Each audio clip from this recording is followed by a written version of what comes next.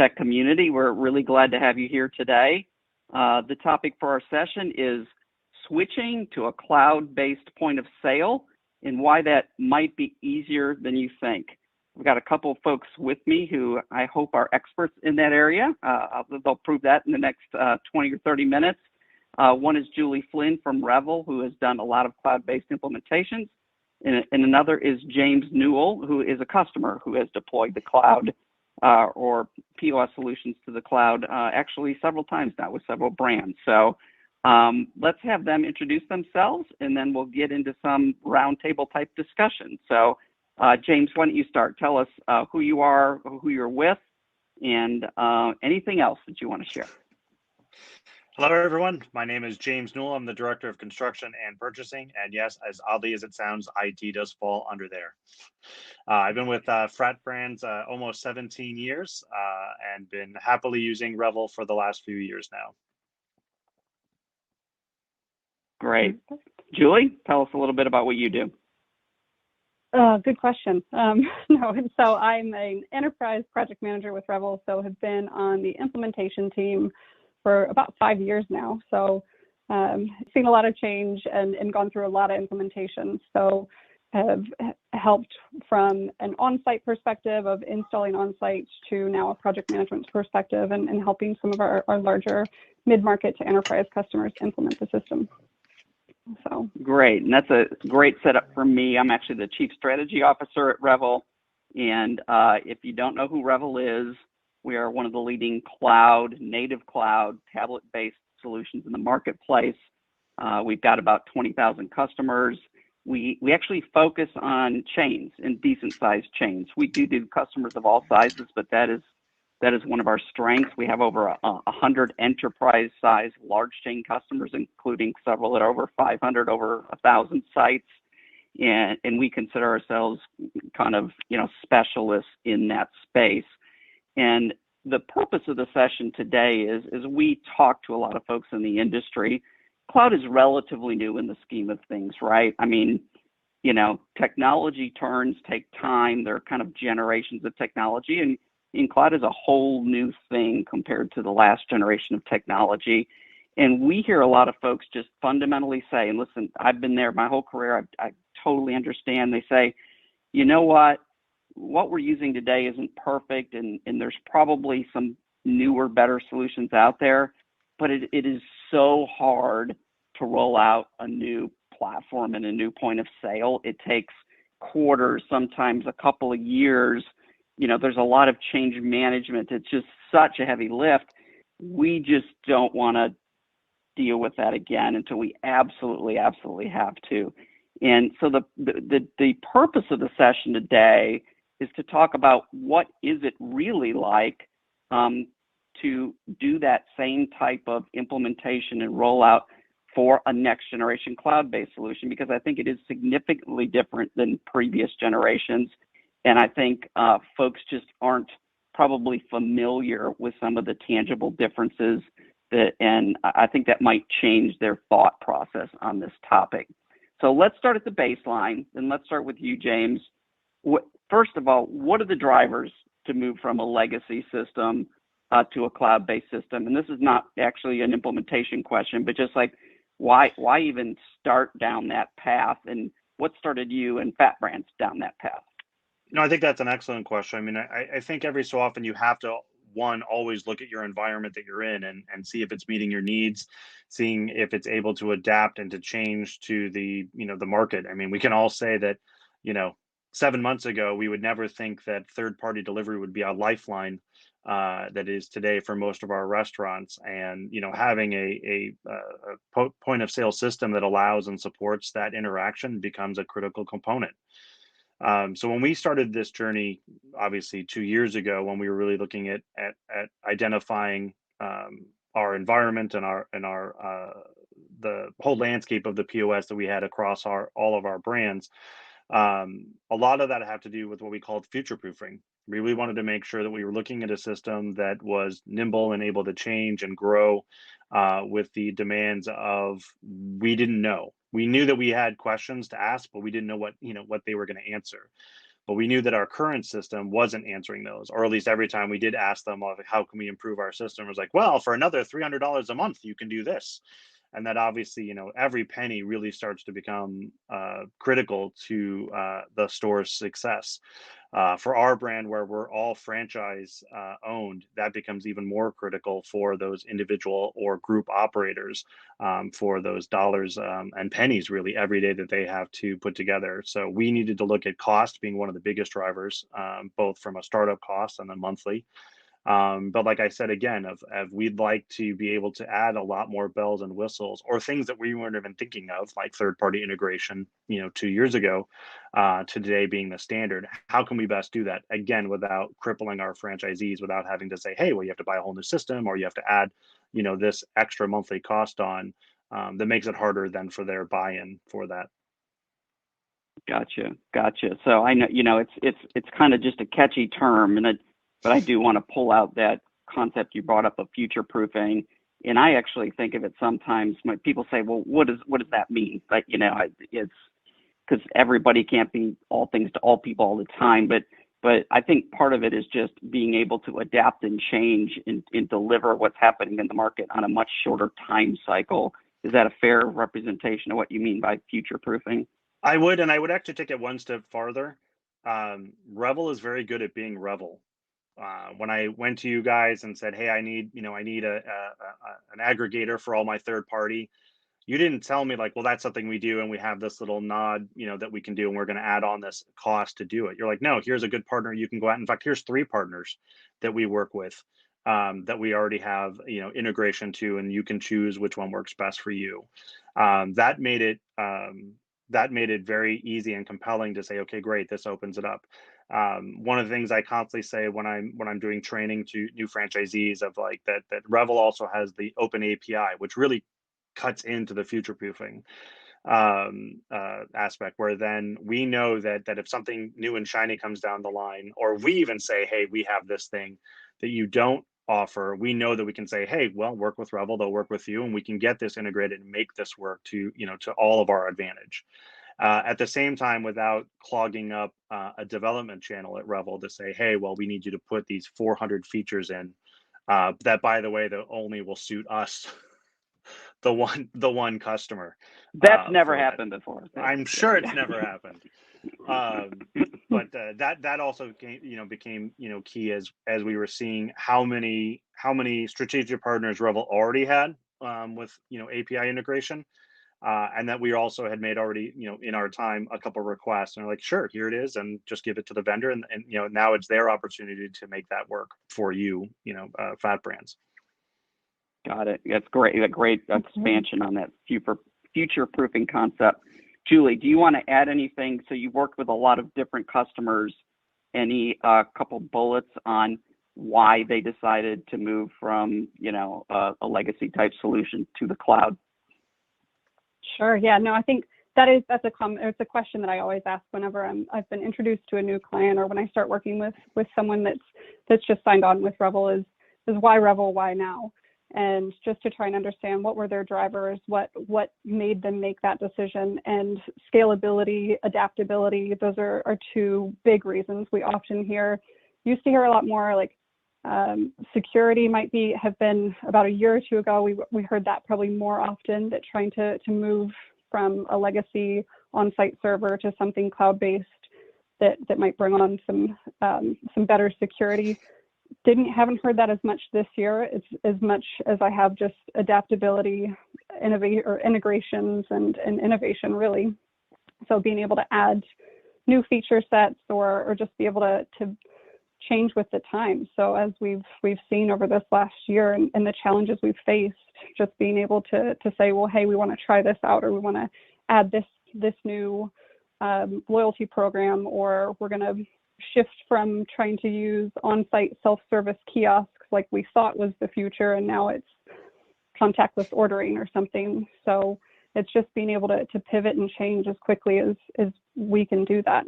So that's probably what I've worked with the most, with companies that have been trying to implement over the last several months. Great. Julie, it's on a good. Okay.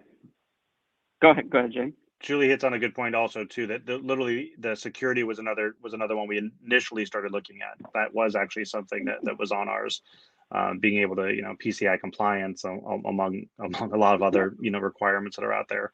But then also just the physicality of just not having that back of house server is a huge space saver for offices, as we've transitioned even to eliminate the office in our back of house design. Yeah, absolutely.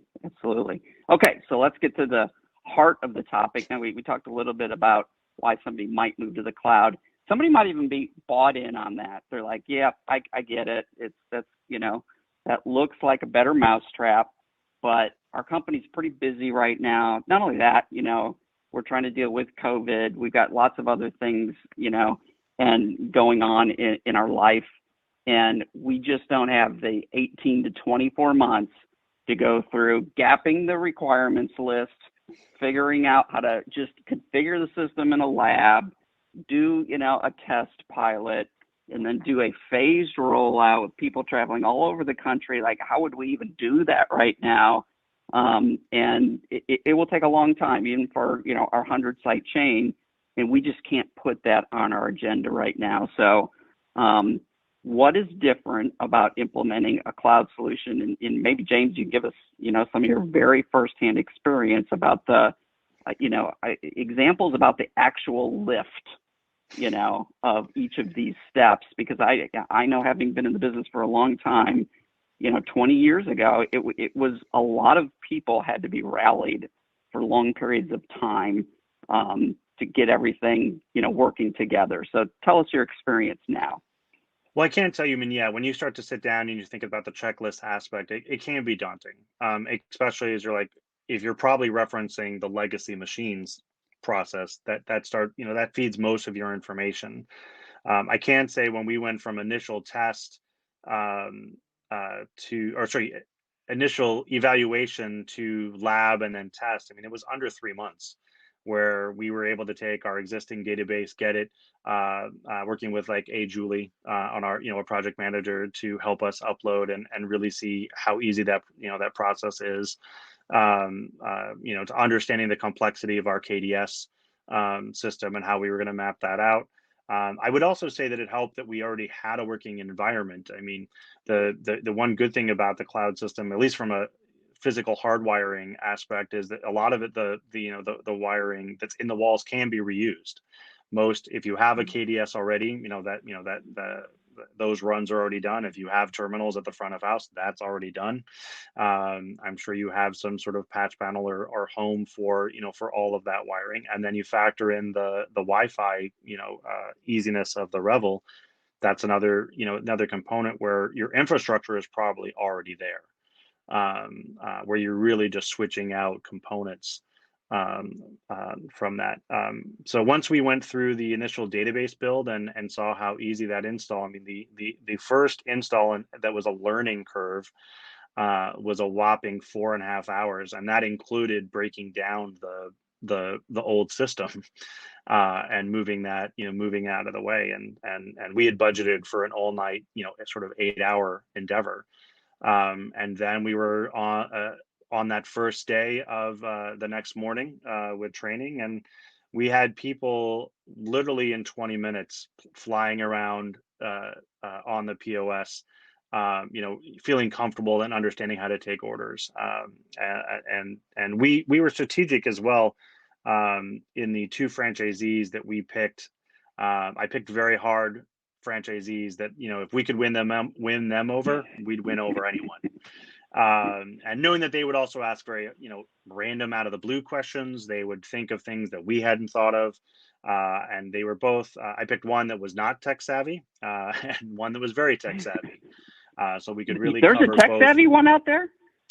They're rare. They're very rare.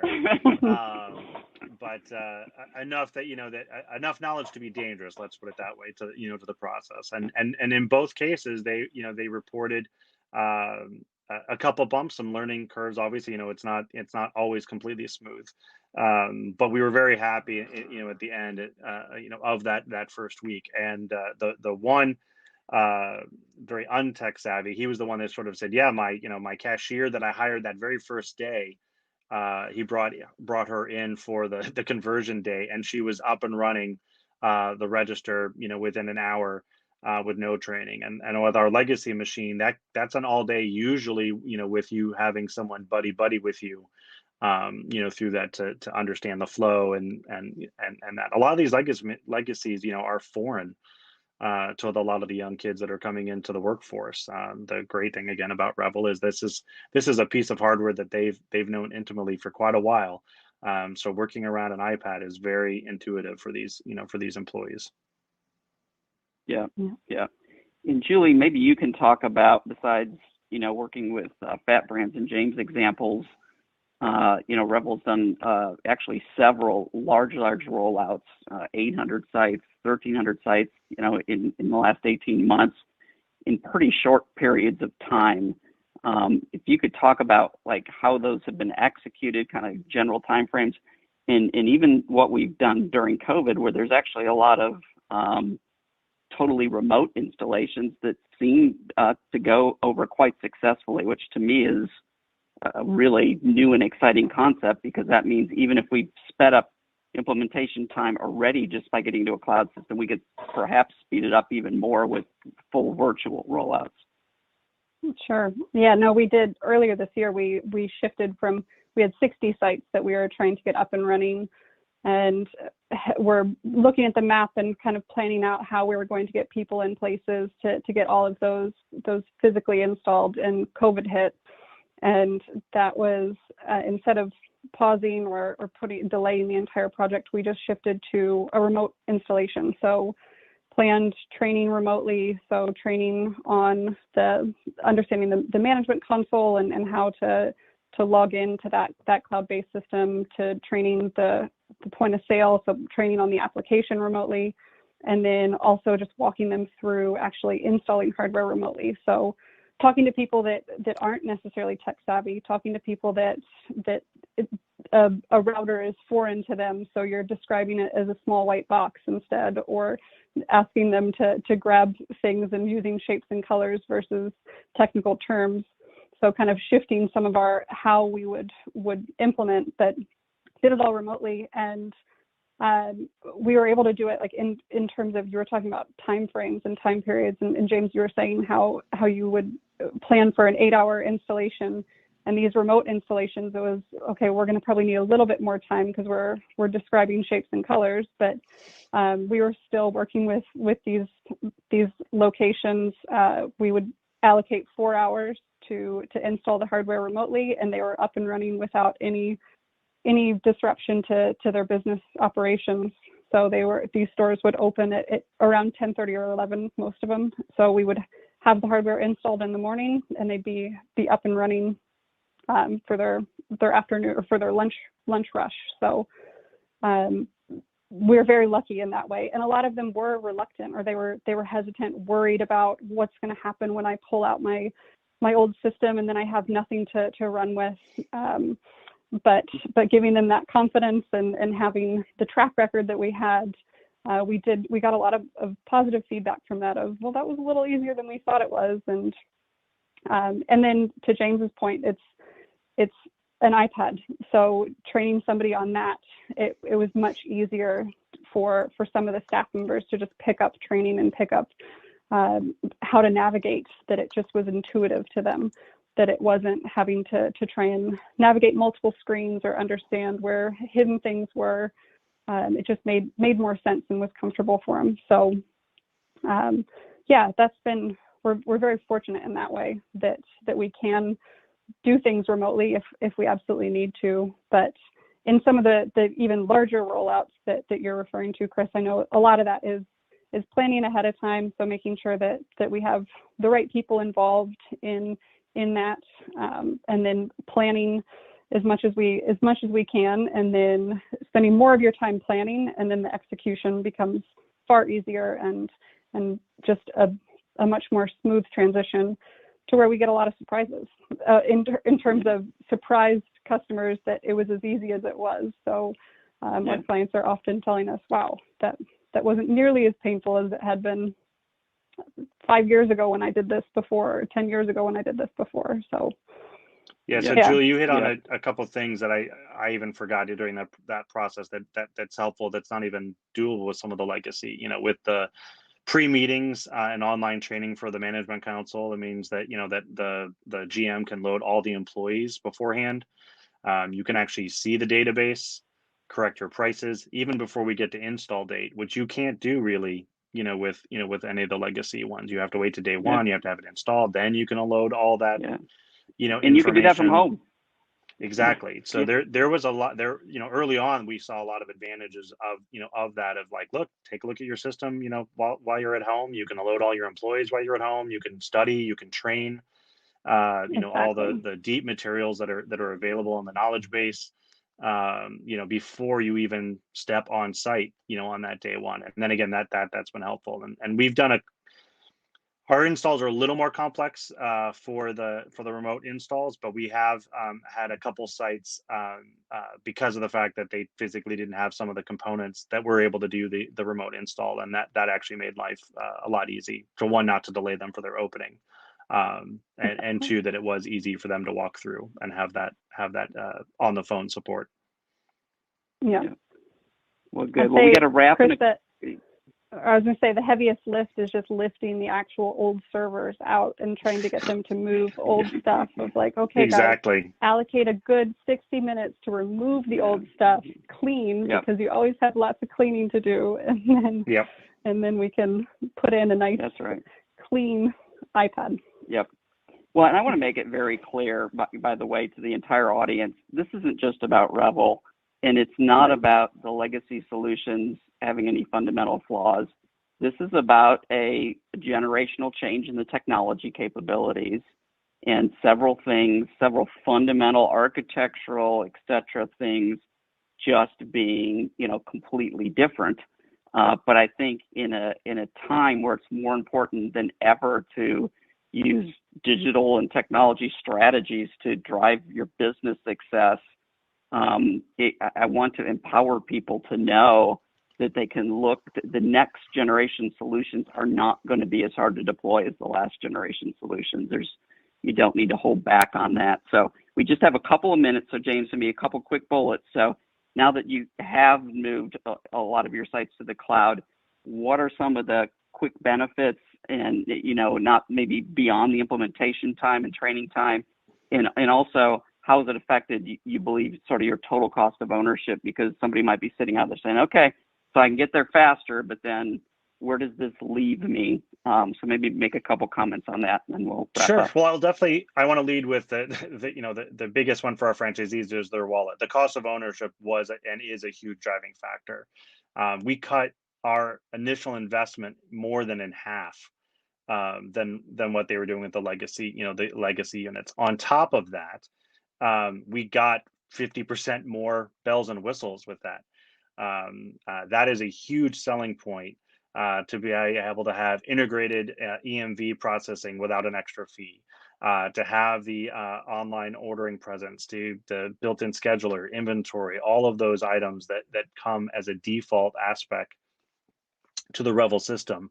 And then if you were to compare that, to the legacy systems, those are all add-on pieces that really start to add up to the monthly. So when we did our basic breakdown of presenting this to the franchisees, we were at basically $648 a month, in fees, for our legacy system, as well as over $20,000 for the upfront hardware investment.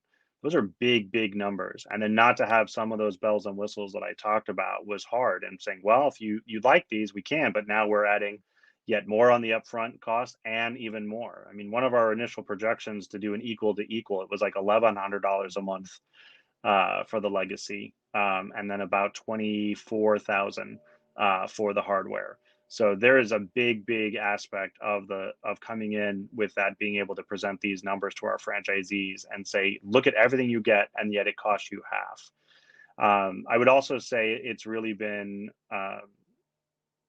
it's been a great transition of in terms of being able to see that stores themselves are excited with the process and seeing the results.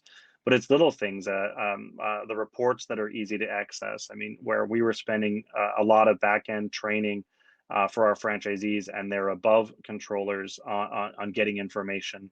That's I don't want to say that's been eliminated, but it's definitely been simplified to give them that information, up to and including also the integration for like accounting software, which is very easy with the Revel system. So it's about really giving as many tools to our franchisees to help them be successful for the lowest cost, and that's hard to argue in the end. You know, that you're getting such a great product for for so little an investment overall.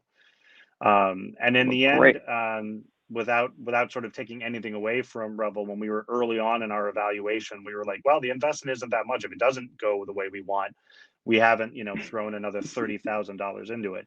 I'm happy to report, obviously, that wasn't the case, and we're very happy with the results. But the best thing about Revel works both ways, within that whole process. Well, thanks for the summary, and thanks both of you for your time today. I think, listen, we all know that this has been a challenging year across the board for the restaurant industry. We don't know how much longer. We're still living with that. We don't know how much longer it will last. I think, though, it is proven that technology is going to be a very important part of the future dynamic of success. It may actually be increasing relatively rapidly in terms of how important it is to success in this industry. And I think it's, listen, every chain's got to make their own decision about when they need to move forward. But I think folks ought to really be empowered to check out what the options are and realize that there are new next generation solutions that have the feature sophistication, that have, much easier and lower lifts to roll them out and get them into your organization than what you are used to. And I get it. People have PTSD from doing, POS rollouts, throughout their careers. And, listen, it's never perfect. It's always hard work. There's no doubt about that.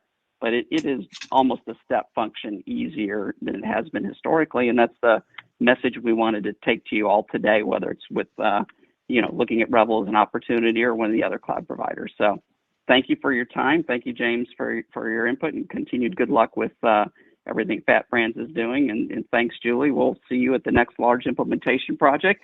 And thank you, FSTEC crowd. Good talking to you today. Thank you. Thank you.